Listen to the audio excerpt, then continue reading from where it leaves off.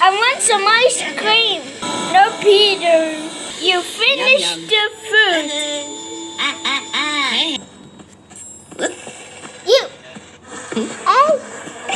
You back here right now, Mister. Don't you get out of my cherry or you're in trouble.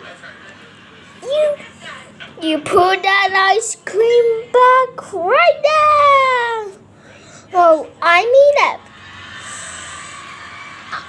I'm not kidding around. I'm not gonna say it again.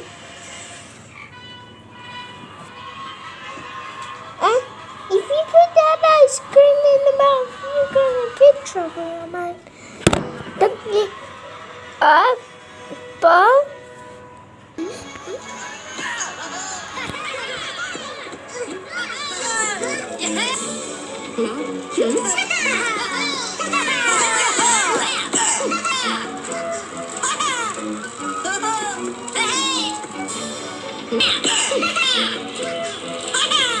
giant rocket with sprinkles.